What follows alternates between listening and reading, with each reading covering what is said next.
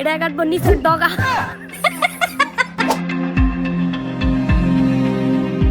হারিয়েছেন পুরুষ জীবনের অতি গুরুত্বপূর্ণ অঙ্গ। পারবেন না আর কোনোদিনও সন্তানের বাবা হতে, না পারবেন সঙ্গিনীকে কখনো পূর্ণতা দিতে।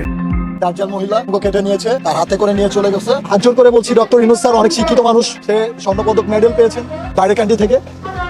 সে অনেক উপযুক্ত একটা মানুষ, সে আমার পাশে এসে যেন দাঁড়ায়।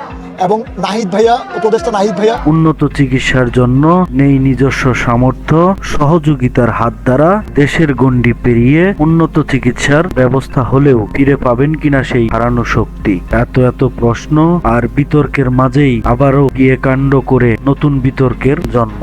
আমি মনে করি যে ও একটা জেন্টলম্যান, হ্যাঁ, এবং হচ্ছে খুব ইন্টেলিজেন্ট। বাংলাদেশের সবচেয়ে বড় একজন সেলিব্রিটি জুনিয়র সাকিব। এখন মেয়েটা দেখতেছে জুনিয়র সাকিবের অনেক ফ্যান্স ফলোয়ার, যার কারণে এই মেয়েটা আসছে, বুঝতে পারছেন? আর এবারে আলোচনায় বিতর্কিত ও সমালোচিত টিকটকার শাকিল ব্যাপারী ওরফে জুনিয়র সাকিব, যিনি নারী কেলেঙ্কারিতে তরফ থাকতেই বেশি পছন্দ করেন। একাধিক প্রেম, বিয়ে সহ শিশুকে হেনস্থার অভিযোগে নানা সময় বিতর্কিত থাকলেও স্ত্রীর দ্বারা দেশব্যাপী তুমুল আলোচিত হয়েছিলেন এবছরের জুলাইয়ে। এ যেন ঘা না শুকাতে আবারও গায়ের ক্ষত। আবারও বিয়ে কাণ্ডে জড়িয়ে নিজেকে প্রমাণ করেছেন। নারী কেলেঙ্কারি যেন তার ধর্ম। সম্প্রতি সামাজিক যোগাযোগ মাধ্যমে আর বিয়ের খবর ব্যাপক ভাইরাল। যোগাযোগ মাধ্যমগুলোতে দেখা যায় ব্যাপক সমালোচনা ও তুমুল বিতর্কের মহানায়ক এই টিকটকার রীতিমতো হচ্ছেন ট্রলের শিকার।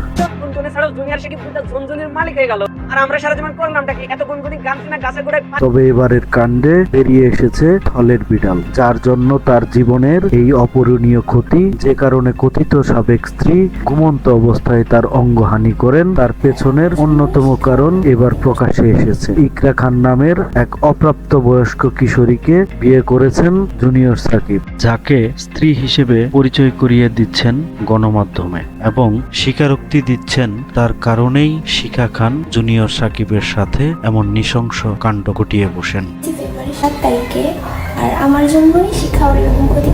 এদিকে গত ফেব্রুয়ারিতে টিকটকার সাকিব ইকরা বিয়ে করলেও এখনো ইকরার পরিবার এই টিকটকারের সাথে বিয়ের ব্যাপারটা সহজভাবে মেনে নিতে পারেননি, দেননি পারিবারিক স্বীকৃতি।